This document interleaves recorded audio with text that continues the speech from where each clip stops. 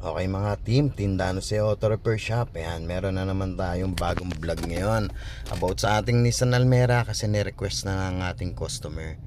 Ayan mga ka-team, yung gear shift display light, wala po kasi yan.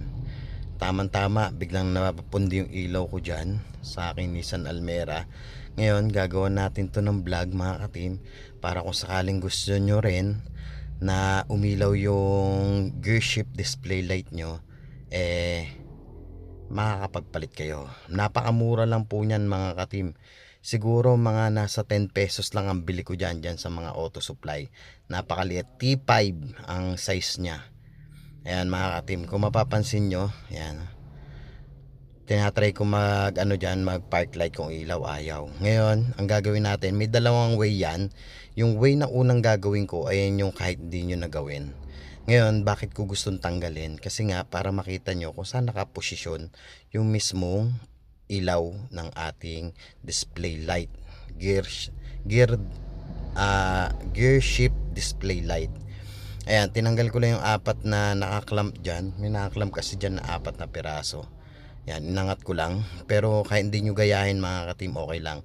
May mas mabilis na way kung paano magpalit. Siyempre, vlog to, kailangan natin mapakita kung saan nakaposisyon ang ating display light. Ngayon, kung gusto nyo naman magpalit rin ng ibang kulay, pwede rin naman.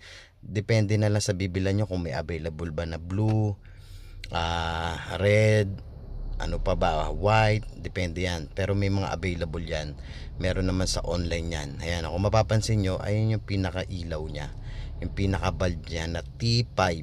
Napakaliit lang po nyan mga ka-team. Sinlaki lang siguro ng haring langgam yan. Okay mga ka-team, ayan, kung mapapansin nyo, natry kong mag park light dyan, wala talagang ilaw mga ka-team. Yan, hugutin nyo lang yan counterclockwise. Alam nyo yung naghuhugot kayo ng ng park light sa harap, sa bandang headlight, yung park light. Kailangan mo lang itama yung plastic sa kanal na para mahugot nyo. Ikutin nyo lang counterclockwise yan. Bali yung nakikita nyo, may ano yan rubber na kulay orange. Yan, paghugot ko nyan, nabiyak kasi sa sobrang luma, siguro uminit na. Ayan, paghugot ko naputol na napunit na. Ayan, make sure na dahan-dahan, pero okay lang naman kung wala yan, depende pa rin sa inyo. Naghahanap kasi ako available na color blue, sana papalitan ko, kaya lang walang color blue. Meron sa online, kaya lang by order pa, kaya lang syempre tatagal. Nabaklas ko na, hintayin ko pa ba, nandyan na yung pagbabaklas kaya ang ginawa ko, bumili na lang ako ng ordinary na light talaga, T5 dyan sa malapit sa amin sa auto supply. 10 pesos lang po yung gastos dyan. Okay mga ka-team, kung mapapansin nyo, yan, naikabit ko na yung bago na binili natin. Tapos magpa-park light tayo dyan. May hinahanap pa ako dyan mga ka-team. Pasensya na kayo, nag-voice over ako kasi medyo maingay dito sa shop. Ayan pag park light ko, ayan, umilaw na pag park light ko. Ayan, ibig sabihin, pundido lang yung aming bulb na T5, pundido lang. Tapos syempre, alam nyo naman, pagbablog, kailangan medyo umaba ng konti yung ating video. Kaya ang gagawin ko, ibabalik ko uli yung luma. Ayan, pagpasyensyahan nyo na medyo mahaba-haba yung video, saka para kumita rin kami kahit papaano. Maraming salamat sa mga nanonood sa amin. Sana may mga natutunan kayo. Yan nga lang, meron kayo may mga pang electrical dyan, kasi nga may inaayos ako dyan sa Almera ko. May tinetrace akong electrical. Kaya kung mapapansin nyo, may mga shrinkable sa wiring ako dyan, pero hindi nakasama sa vlog yan, syempre. Ayan, kung mapapansin nyo, binalik ko na naman uli yung bagong bulb. Binalik ko ulit, kaya lang yung rubber, yan kung mapapansin yung mga ka-team mo, hindi ko nakinabit kasi napunit ko.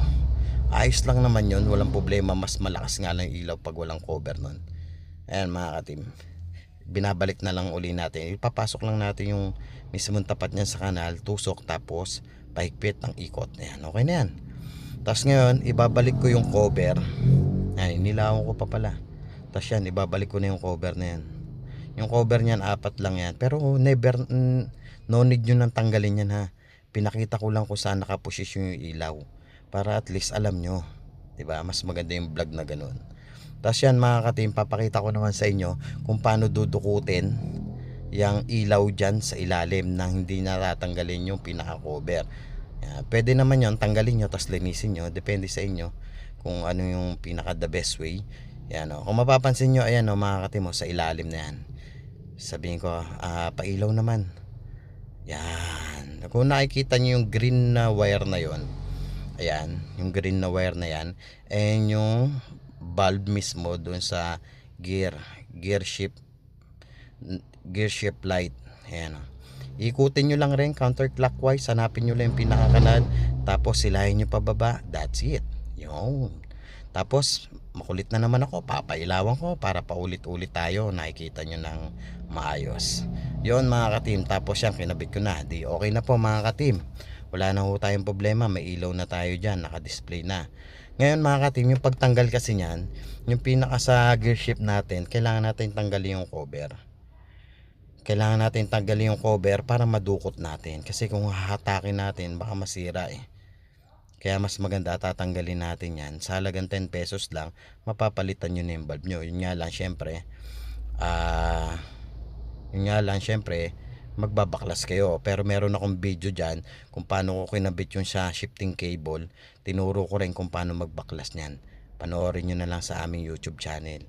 Pasensya na mga katimat na medyo mabilisan ang mga video natin at wala nang masyadong etche.